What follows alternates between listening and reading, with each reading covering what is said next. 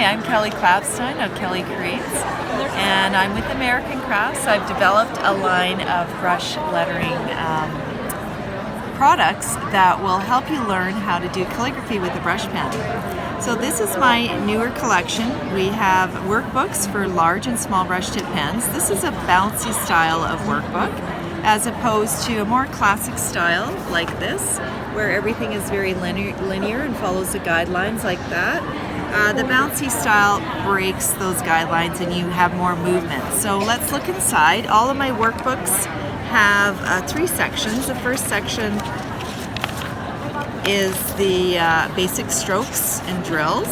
So you learn how to use a brush pen, and you would use a dream pen with this. I have now 3 sets of dream pens. They are a revolutionary pen because they are double-sided, and you have 2 brush tips, so it's like you have 20 pens in 10. So the workbooks have the worksheets with the tracing papers right inside, so you learn how to use the brush pen at the beginning, and every time you go upwards you have a light stroke, and every time you move downwards you have a thick downstroke. And you progress through these basic strokes because calligraphy is not handwriting. And so you take these basic strokes and then you create and draw the lowercase alphabet. So here's the lowercase alphabet. You do not start with the letter A. You start with the easiest letters, and that would be I and T. So again, you would put your tracing paper down, and then you would work on your thick strokes. You'd push down, release pressure, come up, and that's how you create the letter I. The letter T is similar, and then you would work your way through the workbook, tracing all the letters from easiest to hardest, and then at the back, the section you have at the back is the uppercase alphabet. So this is set up alphabetically, and you have A, B, C, and so forth. So you start learning brush lettering with either a large tip pen or a small tip pen. Here is the small tip pen. It's much different and much smaller, so I'll just open up 2 of them.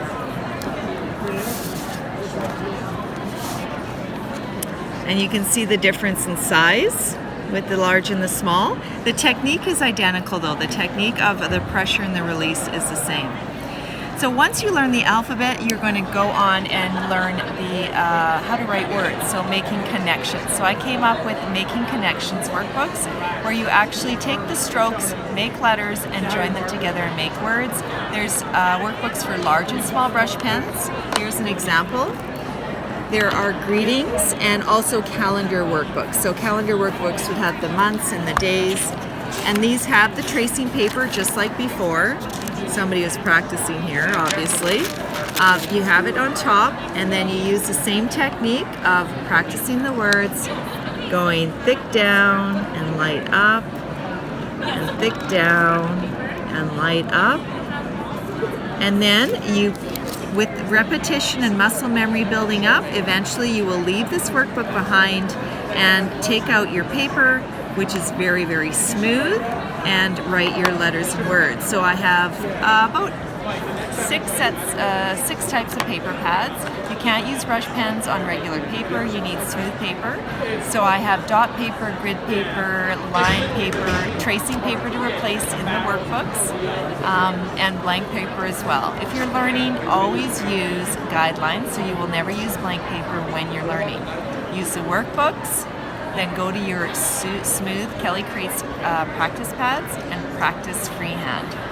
So we've expanded the line, not only to have brush pens and workbooks, we have this nice quote book, which is the same concept. Inside you have tracing words for a certain quote, and then you have a really pretty piece of cardstock inside that you can trace over again with this design. There's different designs, not just floral. And then you have a blank one, so you can copy the same design with brush lettering, or you can do your own. And there are many, many different pretty designs.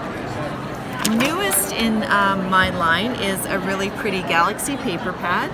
So the idea is it's just blank, and if you can do your own quotes, you can make cards.